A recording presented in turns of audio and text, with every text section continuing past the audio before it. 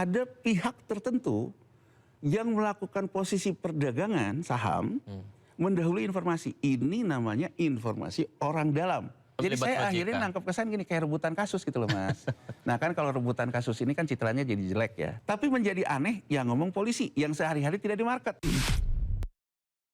Atau yang lebih radikal lagi, cari tukang goreng yang udah tobat. Saya orang dalam, kemudian saya tuh tahu, ini informasi akan dirilis oleh kantor saya minggu depan.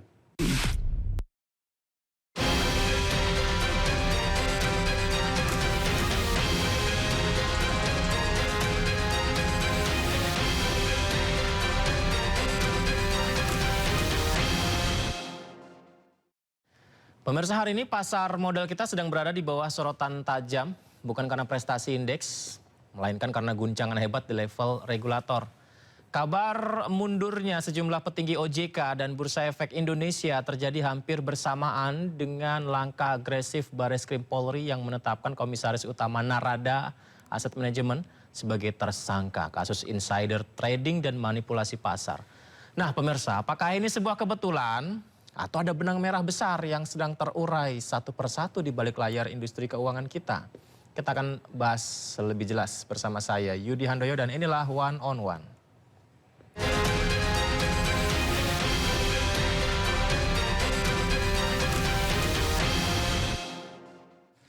Pemirsa, dan hari ini kita sudah kedatangan tamu istimewa kita, Ekonom Bright Institute, Yanuar Rizky. Halo Mas Yanuar, apa kabar Mas? Baik, Mas. Sehat ya? Alhamdulillah. Terima kasih banyak sudah berkenan berbagi.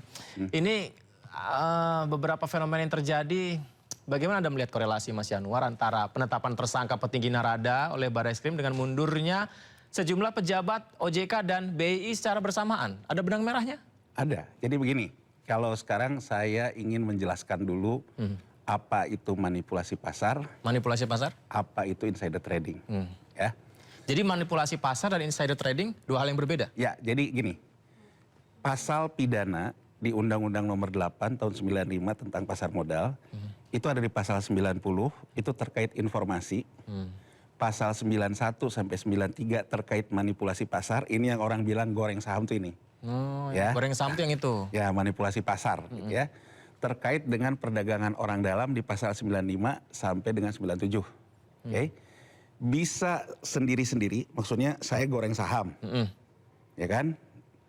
Tapi tidak menggunakan informasi. Itu namanya saya goreng saham saja. Bisa saya goreng saham disertai dengan insider trading, artinya manipulasi pasar dan insider trading. Bisa saya melakukan goreng saham, manipulasi pasar, insider trading, nggak pakai informasi. Tapi kalau ada insider tradingnya nggak mungkin. Karena insider trading itu terkait dengan informasi. Nah sekarang terkait informasinya dulu Mas di pasal 90 ya. Ketika informasi itu adalah informasi yang tidak benar ya, maka saya disebut menyebarkan berita menyesatkan. Ya, kalau saya menyebarkan berita menyesatkan, maka si penyebar berita menyesatkan akan kena pidana pasal 90 tentang memberikan informasi yang menyesatkan. Jadi contoh ya, contoh misalnya, katakan saja kemarin ya ada satu lembaga riset mengatakan Indonesia begini begitu, gitu kan? Nah, berdasarkan informasi itu pasar merespon sampai indeksnya turun. Kemudian pemerintah, otoritas jasa keuangan mengatakan dia akan suspensi tanpa kena dulu circuit breakers. Kalau kemarin kan sampai kena circuit breakers, sampai kena auto halting. Dia bilang dia akan lakukan suspensi yang sifatnya diintervensi, hentikan bursa sama juga setengah sesi. Dia kemudian akan broadcast ke investor bahwa ini investor merespon berlebihan satu informasi yang sebetulnya informasi ini salah. Oke. Nah persoalannya adalah informasi yang disampaikan benar kemarin ini.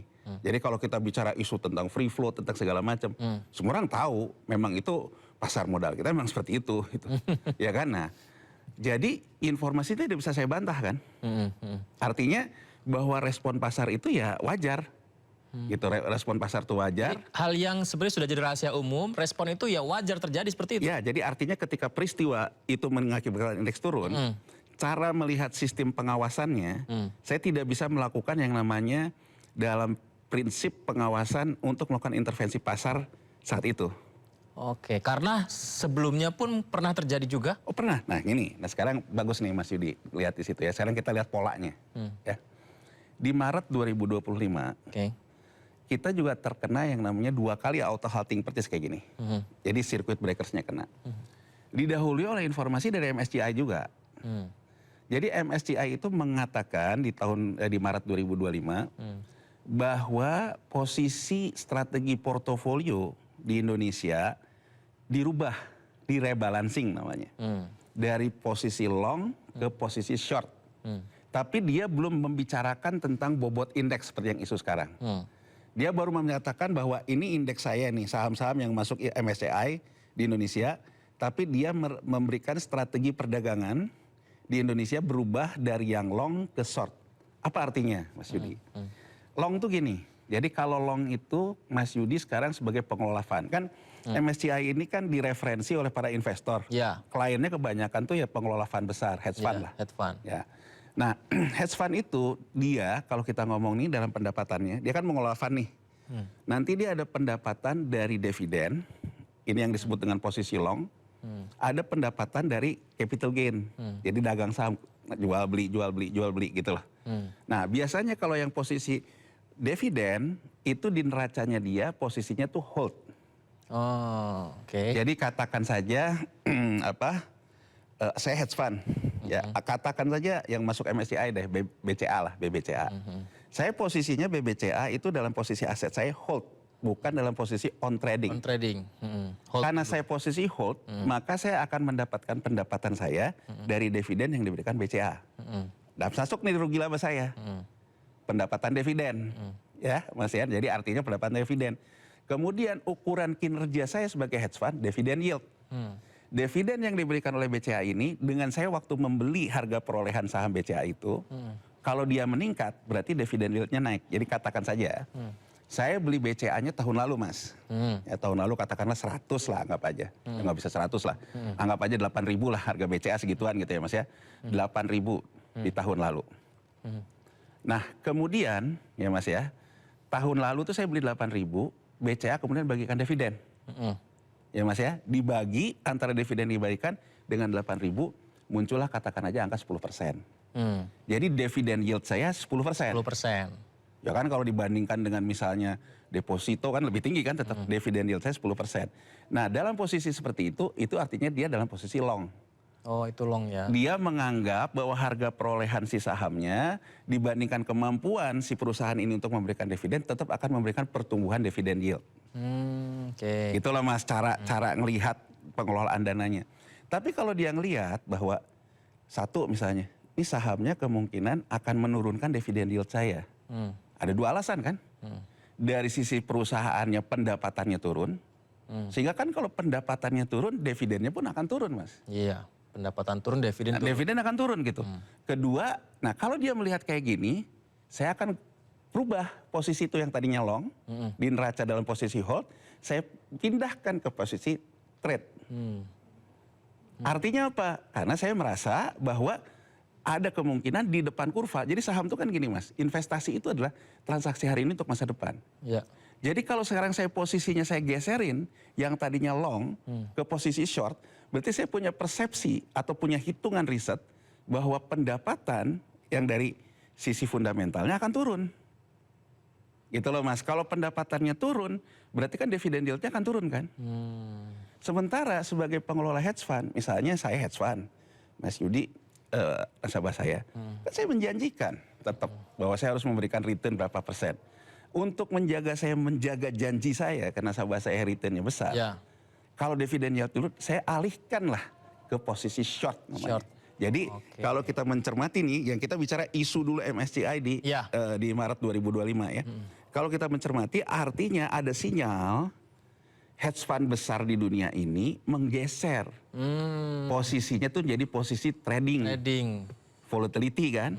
Berarti keputusan itu muncul perubahan seperti itu karena situasi pasar yang berkembang begitu ya? Iya, ya. Nah, sekarang 2 responnya. Begitu ngelihat MSCI ngelihat gitu, saya misalnya retail di sini. Bandar gedenya kalau gitu berarti mau jual. Saya kan akan memanfaatkan momentum karena kan dia ketika merubah dari long ke short, pasti jual kan Mas? Iya. Kalau jual kan harga turun kan? Harga turun pasti jual. Nah, kenapa kemudian begitu misalnya ada informasi itu, ada jual yang banyak turun, semua orang dibilang panic selling, ikutin semua. Karena semua tidak mau kehilangan momentum gitu. Ya, karena momentumnya. Karena momentumnya kan jangan sampai saya loss Lewat. gitu. Lewat. Makanya si indeksnya jadi turun. Itulah Mas. Nah, sekarang dilihat dari sisi itu.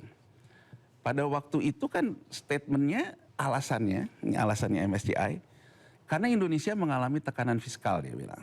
Tekanan fiskal. Tekanan fiskal terkait dengan penerimaan negara. Iya, iya. Sekarang artinya gini, kalau kita mau bantah pada waktu itu, wah Anda ngawur nih, informasinya salah. Pemerintah akan bantah. Membantai MSCI. MSCI. Oke. Tapi masalahnya MSCI mengatakan Indonesia mengalami turun-menurunnya penerimaan negara. Ini kita bicara isu dia waktu Maret 2005. Tidak bisa kita bantah Mas, karena di APBN kita yang keluar di Maret itu, Faktanya begitu. faktanya begitu. Pajak kita turun. Kan kalau pajak turun Mas, kalau PPN-nya turun, berarti daya beli turun, berarti konsumsi turun. Iya, iya. Kalau PPH turun, berarti sektor produksinya turun. Artinya sektor perusahaan dari sisi konsumsi turun, dari sisi pendapatan usaha turun kan? Iya. Berarti nggak bisa membantah karena kenyataannya begitu. Emang kenyataannya gitu. Artinya wajar kan kalau ada seorang investor besar yang melihat kalau sinyalnya seperti itu, berarti korporasi di Indonesia turun. Pendapatannya, dividennya turun. Nah, problemnya sama juga. MSCI waktu itu diresonansi oleh JP Morgan, oleh banyak Goldman Sachs. Oh, pernah ya? Ya sama, sama kayak sekarang. Jadi setelah MSCI mengeluarkan gitu, JP Morgan dan sebagainya juga mengeluarkan cara pandang yang sama, terutama terkait dengan tekanan fiskal. Nah, pada waktu itu langsung nih, sama kayak kemarin di Maret itu, bahkan pada waktu itu baru kejadian pertama Mas. Kehebohan orang kan terus, ini ada apa ya, ada apa ya? Iya. Saya pada waktu itu mengatakan ini mekanisme circuit breakers. Jadi mekanisme circuit breakers itu apa? Bursa di dunia ini Mas, dia punya yang namanya, jadi gini, inti dari bursa, saham itu Mas, dia harus bergerak dengan informasi. Saham bergerak dengan informasi. Jadi artinya dalam pengawasan bursa, ini kita bicara karena topiknya juga akan ke pengawasan ya. Dalam pengawasan perdagangan bursa negara manapun, dia akan melihat harga yang naik, harga yang turun, kalau sudah melewati batas parameter yang ada di bursa, Melewati batas. batas parameter ini ada alertnya Mas. Nah saya dulu juga, karena kan saya pernah kerja di pengawasan ya, ini memang saya juga kerjaan menyusun alert ini. Ya kan? Jadi kalau dia udah lewat alert gitu, dia akan muncul nih, alert nih. Sama ABCD nih kena alert nih. Alarmnya ya? Nah, alarmnya. Nah begitu kena alert itu akan dilihat ada informasi nggak. Kita belum bicara indeks nih, kita bicara per saham dulu. Oh ada informasi yang mendukung nggak untuk dia kenaikan itu. Nah kalau kita anggap informasi itu mendukung, kita biarin dulu. Ya kan, naik dulu. Kita kaji dulu informasi yang berkembang. Kalau informasi yang berkembangnya itu kita lihat, oh ini informasinya hoax nih. Bisa langsung gaspol itu ya? Ini cuman pakai misalnya dari obrolan warung kopi di WAG gitu kan. Berdasar, Nggak berdasar gitu. Nah kalau itu tidak berdasar, kita akan melakukan intervensi. Bisa langsung gas intervensi? Intervensi entah Karena itu. tidak sesuai kenyataannya? Tidak sesuai, bisa juga kita intervensi suspensi.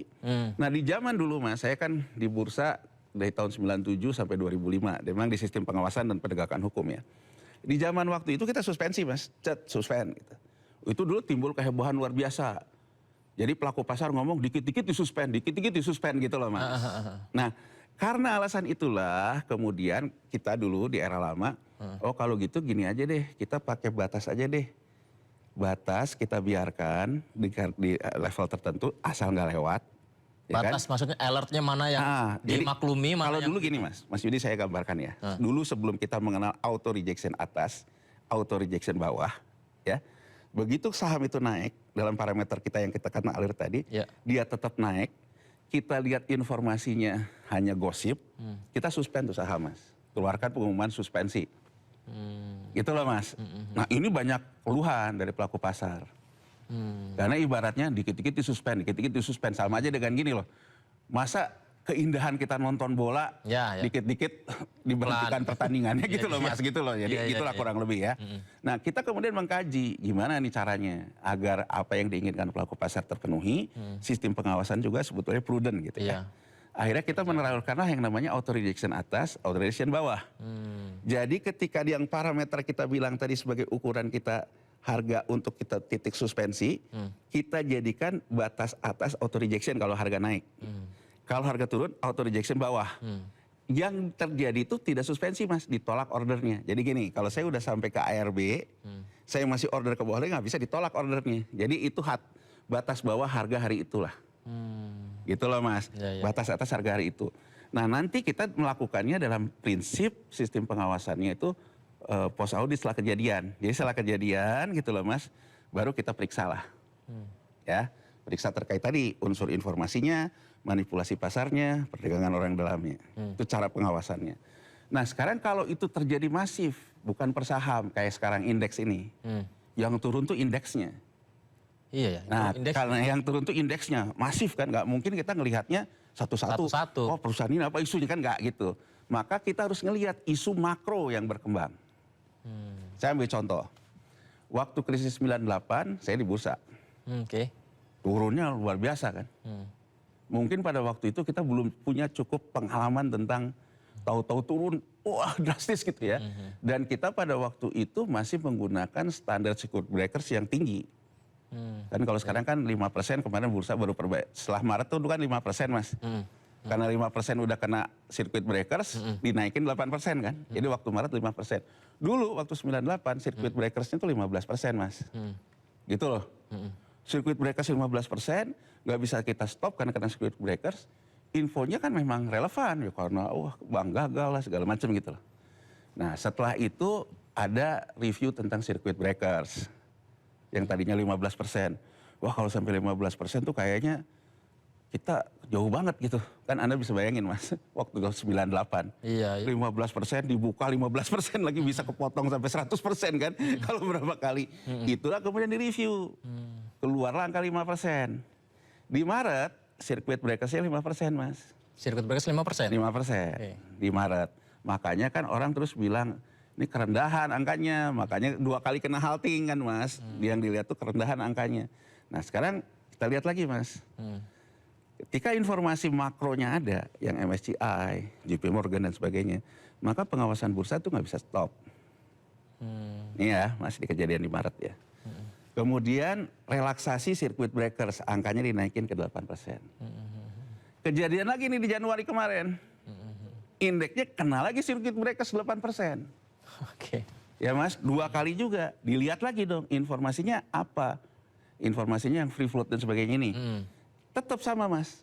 Bursa ataupun semua orang tahu memang bursa kita kayak gitu. Emang begitu ya? Free float dan sebagainya. Kan saya nggak bisa nyanggah sebagai otoritas. Ya kan mas, jadi kesimpulannya sederhana. Ini terpola. Nah, situasi ini terpola? Terpola. Didahului informasi, indeks di Maret turun 2 kali halting, 2 kali kena circuit breakers. Didahului informasi, indeks turun. Lagi didahului circuit breakers. Cara ngelihatnya gimana?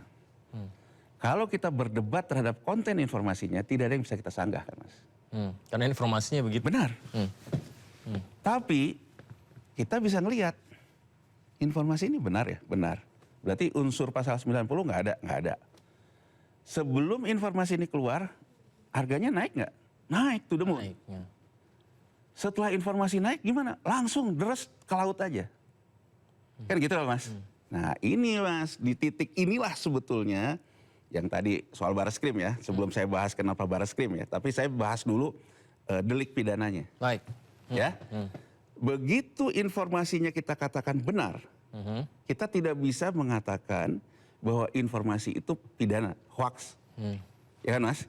Tapi kita bisa mengatakan ada pihak tertentu yang melakukan posisi perdagangan saham mendahului informasi. Ini namanya informasi orang dalam di pasal 95. Informasi orang dalam? Ya ini insider trading itu gini loh mas. Orang yang punya informasi orang dalam melakukan perdagangan. Itu insider trading. Jadi sekarang ya ketika... Itu ada pembocoran informasi ya mas? Ya, jadi gini. Bisa OD, orang dalam, bisa IOD. Ini biar kita nih pelan-pelan biar pemirsa juga tahu nih gitu ya. Jadi artinya pidananya tuh di mana gitu ya mas ya. OD itu gini, misalnya Saya orang yang terlibat dalam tim risetnya MSCI. Terlibat di tim research MSCI. Oke. Terlibat tim riset MSCI. Menginformasikan, membuka informasi. Enggak, kita ngomong OD dulu. Oke. OD, saya orang dalam. Oke. Saya orang dalam, kemudian saya tuh tahu ini informasi akan dirilis oleh kantor saya minggu depan. Oke. Ya. Oke. Nah, kalau informasi ini keluar pasti pasar negatif. Oke. Maka saya pasang jual. Saya nih. Saya sebagai orang dalam melakukan transaksi jual sebelum informasi dikeluarkan. Ya. Ini namanya perdagangan orang dalam menggunakan, memang orang dalam yang melakukan. Gitu loh, memang orang dalam yang melakukan. Ya kan, ini kena nih ke pasal orang dalam. Karena saya punya unsur mendahului informasi dan saya tahu informasi itu akan keluar. Sebelum informasi itu keluar, saya sudah mengambil posisi duluan. Oh, ya. Nah, tapi bisa juga gini, saya bagian dari tim riset ini tahu nih minggu depan akan keluar dirilis. Oke. Saya ngomong nih ke istri saya. Oh. Minggu depan. Istri saya namanya IOD. Istri orang saya dalam juga ya? Bukan, istri saya orang yang memiliki informasi orang dalam. Iya. Orang yang tahu informasi dari orang dalam. Iya, dari orang dalam. Disampaikan nanti? Disampaikan. Saya ngomong ke istri saya. Edward minggu depan gini. Nah, istri saya kemudian trading. Maka istri saya akan kena IOD. Kalau saya OD. Baik. Orang yang memiliki informasi orang dalam. Nah, konstruksi ini, Mas, ketika harga naik ini mendahului, harus ada konstruksi yang manipulasi pasarnya. Baik, Nah, Mas Yanuar, sebelum ke manipulasi pasar kita akan detail juga membahas ke arah situ. Tapi satu hal juga yang ingin ditanyakan Mas Yanuar, mengapa Barreskrim yang mengambil alih penetapan tersangka ya Mas ya? Apakah tidak ada penyidik internal di OJK gitu? Tapi dijawab setelah jeda ya. Kita segera kembali pemirsa, tetap bersama kami.